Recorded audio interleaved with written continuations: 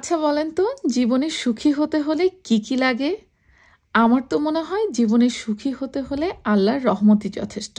আপনার অর্থ অবস্থা, গাড়ি, বাড়ি, যশ, খ্যাতি কোনো কিছুই কিন্তু সুখী হওয়ার কারণ না। এই যেমন ধরুন, যখন আমরা ছোট্ট ২ চাকার সাইকেলে চড়তাম দুজন, তখনও আমরা সুখী ছিলাম আলহামদুলিল্লাহ। এখন আমরা ২ জন ৪ চাকার মার্সিডিজে চড়ি, তাও আলহামদুলিল্লাহ সুখী আছি। সুখটা তো সেটাই আসলে যেটা মনের ভেতর থেকে আসে। তো আমরা ২ জন নিজেদেরকে টুনোটুনি কেন বলি জানেন? কারণ আমরা ২ জন কিন্তু একসাথে হাত ধরে অনেকটা পথ পাড়ি দিয়েছি। যখন ২ চাকার সাইকেলে চড়েও আমরা একসাথে ছিলাম, আবার এখন ৪ চাকার মার্সিডিজেও একসাথেই আমরা চড়ি। আলহামদুলিল্লাহ, সকল প্রশংসা আল্লাহর জন্য। তো জীবনে আসলে আপনি গরিব ঘরে জন্ম নিয়েছেন, এটা আপনার দোষের কিছু না। তবে আমার কাছে মনে হয় যে জীবনে বড় হওয়ার চেষ্টাটা না করা, ভালো থাকার চেষ্টাটা না করাটা আপনার ভুল। তো এই জন্য চেষ্টাটা সবসময় করতে হবে, দেওয়ার মালিক কিন্তু আল্লাহ। আলহামদুলিল্লাহ, আমাদের টুনুটুনির সংসারে তখনও কোনো সুখের অভাব ছিল না, এখনও আলহামদুলিল্লাহ নেই। তো যাই হোক, আজকে আমরা ঘরবাড়ি একটু গোছাচ্ছি, মানে আমাদের সামার যে রুমটা আছে সেই রুমটা একটু অর্গানাইজের কাজ করছি। ফাইনাল টাচ আপ একটু বলতে পারেন, কারণ ২ দিন পরেই আল্লাহর রহমত আসবে আমাদের ঘরে, মানে মেহমান আসবে, অন্য কিছু না। মেহমান মানে তো আল্লাহর রহমতই, তাই না?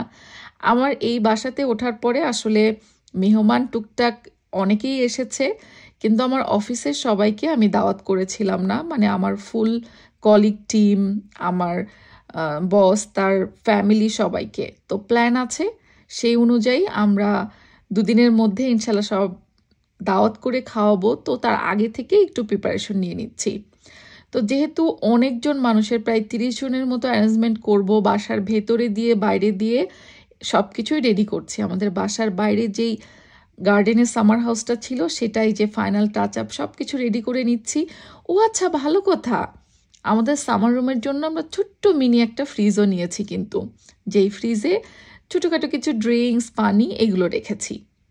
তো এখানে ডেকোরেশন বলতে আমার ঘরে অন্যান্য যা ছিল আমি তাই দিয়ে একটু সাজিয়ে নেওয়ার চেষ্টা করছি। মানে সাজানোর জন্য তেমন আলাদা করে কিছু কিনিনি, শুধুমাত্র এই যে ফার্নিচার, আর্মচেয়ার দুটো, এটা তো কয়েকদিন আগেই কিনেছি, আপনারা অলরেডি দেখেছেন। আর এই যে রাগ, ছোটোখাটো ফ্লাওয়ার, শোপিস টোপিস যা ছিল, এগুলো আমি কিচ্ছু কিনিনি, কারণ আসলে প্রতি মাসের বাজেট থেকে অল্প অল্প করে কিনবো ভেবেছি। তবে আমার আগেই তো ঘরে অনেক কিছু ছিল, সেগুলো দিয়েই টুকটাক সাজানো হয়ে গেল।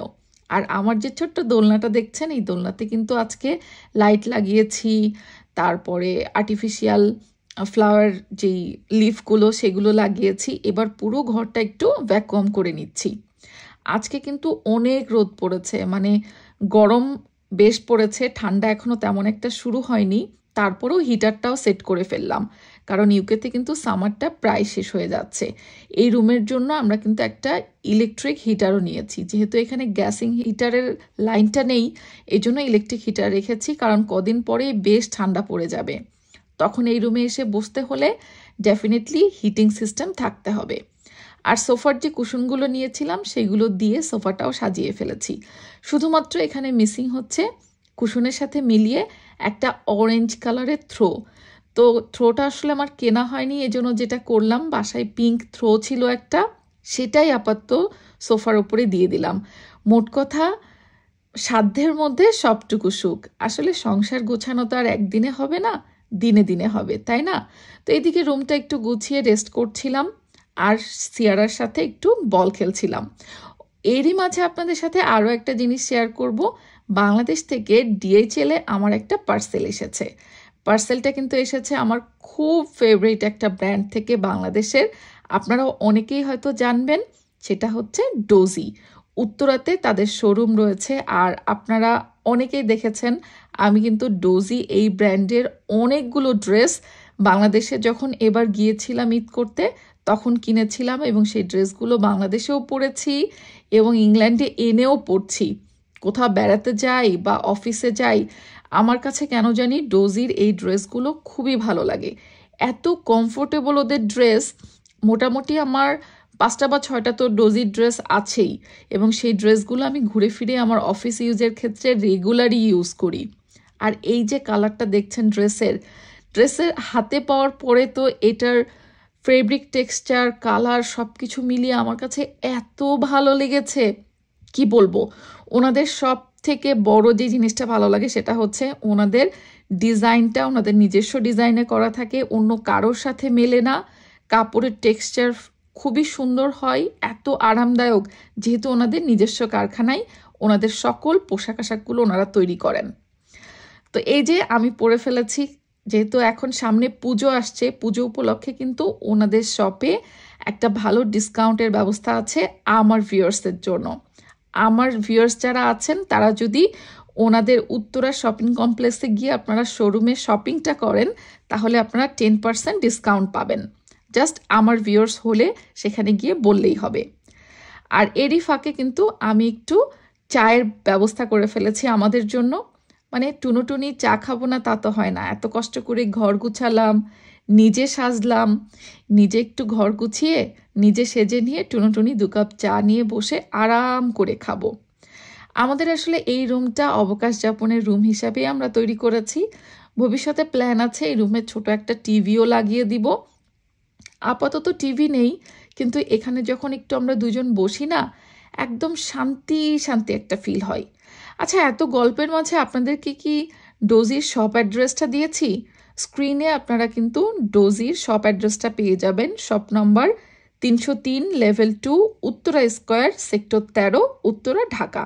পিন কমেন্টেও ওনাদের ফোন নাম্বার এবং ওয়েবসাইট ডিটেলস যাবতীয় সব কিছু দেওয়া থাকবে। আপনারা শপে গিয়েও পারচেস করতে পারেন, আবার চাইলে ওয়েবসাইটেও আপনারা অনলাইনে পারচেস করতে পারেন। তো এই হলাম গিয়ে আমি। অলরেডি ওদিকে সন্ধ্যা হয়ে যাচ্ছে, আমার ঢঙের তো আর শেষ হয় না। কফি কি খালি আমি একা খেয়েছি? মোটেও না। আপনারা এবার সবাই বলবেন, আপু আপনি একাই তো কফি খাচ্ছেন, কোথায় আপনার টুনো গেল? তো এই যে আমরা টুনোটুনি একসাথে, সাথে টুনোটুনির বাচ্চাও একটা ঢুকে পড়ছে এর মধ্যে। সিয়ারা সব সময় আমাদের পিছে পিছে থাকে, সে যা অবশ্য এখন একটু বড় হয়ে গেছে, তো তাই ওর দেখা যাচ্ছে অনলাইন ক্লাস বা পড়াশোনা বা অন্যান্য আদার্স অ্যাক্টিভিটিস এগুলো নিয়েই পড়ে থাকে। বাট এইটা এখনও ছোট আছে, এখনও বাপ মার পিস পিসি ঘুরে বেড়ায়। যাই হোক, দোলনার এই ছোট্ট যে কর্নারটা, মানে এগ সুইংটা আমার যে কী পছন্দ, বিশ্বাস করেন, এটা একটা শান্তি শান্তি ফিল হয়। মনে হয় দুনিয়ার সব শান্তি এখন আমার ভেতরে বসবাস করছে, আলহামদুলিল্লাহ। আচ্ছা, আপনারা বলবেন কিন্তু, হ্যাঁ, সুখ আসলে কীভাবে পাওয়া যায়, মানে মানুষ আসলে কি পেলে সুখী হয়? আপনাদের কি মনে হয় বলেন তো? ঘর গোছানোর কাজ করতে করতে আজকে আপনাদের সাথে মনের কত সুখ দুঃখের গল্প করে ফেললাম, তাই না?